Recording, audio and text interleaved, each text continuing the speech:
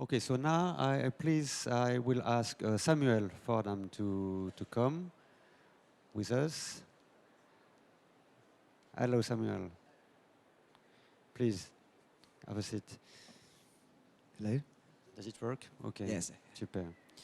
Okay, Samuel, you were born in 1987, and you are a master's student at Bristol's International School of Creative Arts.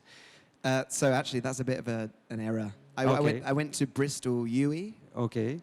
Yeah. I don't actually think there is an International School of Creative Arts in Bristol. Ah, okay, Just, so yeah. okay, that's fine. Sorry about that. That's all right.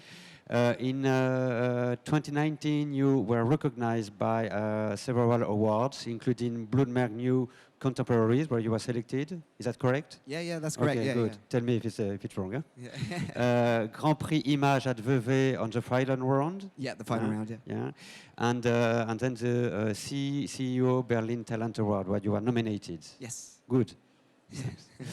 In 2018, you attended in an international masterclass offered by a Latvia-based ISSP in Riga. And it was during this year-long mentorship program for emerging photographers that you developed your latest project, CR92BY, focuses on Skype families who live apart, separated from a loved one, connected only through modern telecommunication. You shed light on how these situations can affect children, create malaise within families, and constitute to a material breakdown. Could you present and speak a little bit more about this series, please, Samuel? Yeah, so the project looks into an issue into family migration in the UK, like Vincent's explained. So in 2012, Theresa May, when she was Home Secretary, she changed something called the minimum income requirement. And this is a rule that UK residents have to, or like a criteria that UK residents have to reach when they marry someone from outside the European Union. And Theresa May moved it from something that was very accessible to everyone and created a threshold that 40% of the population can't reach. So since then, there's been over 20,000 families who have children where one of the parents has been deported back to their country of origin. So there's all these children who have never met their mums or their dads, and they've only can communicate through Skype and FaceTime. It's a situation that I'm sort of personally involved in. My wife is from Russia, and we have our final application for this visa next year. But if the government decides that I haven't earned enough money, or we do something wrong on the form, then my wife is deported, and we also have a child. So it's a really, really serious issue, and actually one that most people from the UK don't know about. There's actually only been one person in the last few days one UK person who has heard of this issue, and that's because their friend is involved in this situation. So essentially, the project is part autobiographical and also part me working with other families who have been involved, who are affected by this issue. So it really just tries to look into how you have a relationship with someone through an image. Because if your wife or your husband is deported, then the only real way that you can communicate with them visually is through FaceTime and Skype. So it really just tries to understand, what that is to love someone through an image, and how dangerous it is to be purely represented by an image. And I think photography is an interesting medium to talk about this with, because it's kind of critiquing the thing that's the problem, you know? It is the thing that it's critiquing, so I think it's quite, a delicate balance there.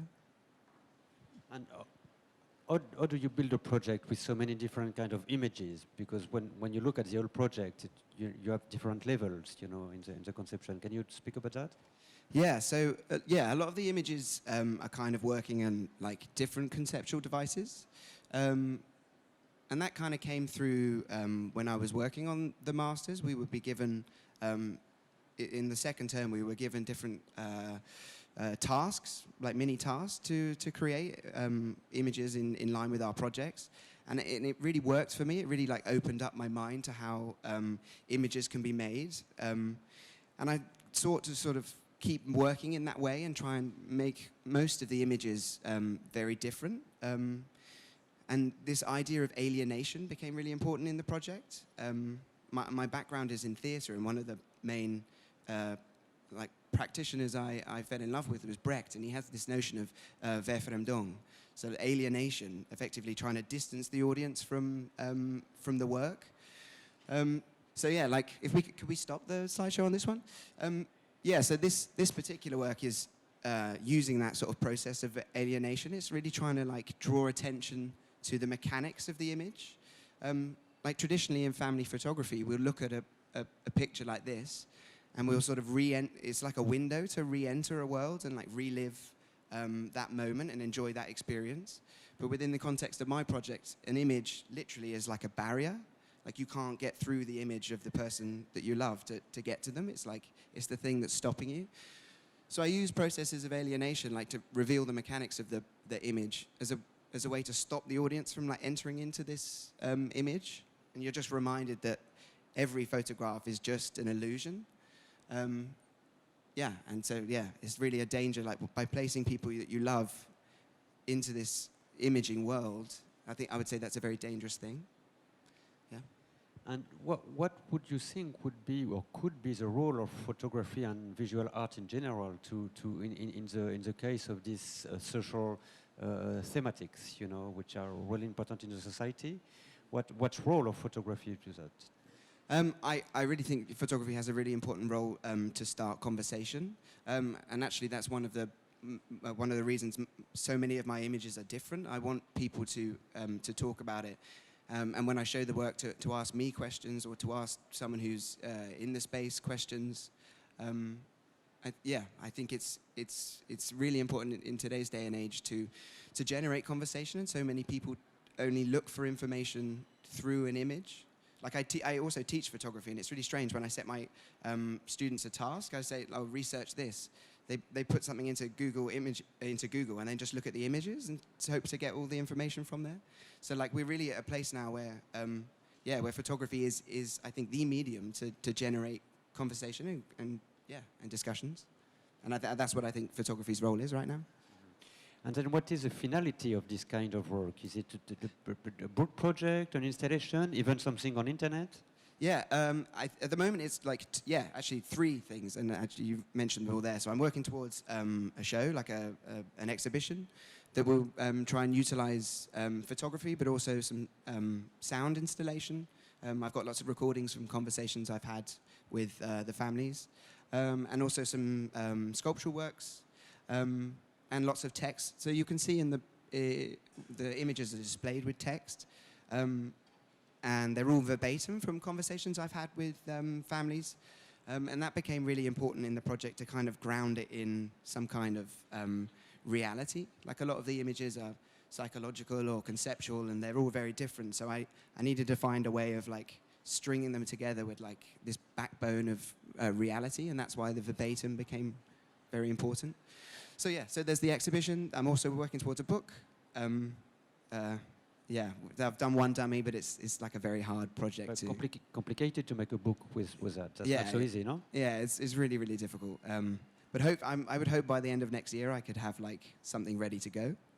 And also, a website. I'm trying to generate a website where the families from across the UK can submit images and stories, and we can find a way of like curating it to have like an interactive visual audio experience through this website, but that's to come. And so to finalize, what about the carte blanche experience? It's been amazing. It's unreal to think that you leave university and then you're sitting literally facing the market and with thousands of people every day who want to hear your story. Like, it's amazing. And I was actually talking to Chris yesterday. We've come to understand our projects so much more since being here because we talk about them all day. And sometimes, there's things under the surface that you hadn't seen were there, and you discover them whilst talking about them with people. So, it's been amazing. Thank you very much, Samuel. Thank you very much, Vincent. Uh, any? Oh, sorry. Wait, Samuel.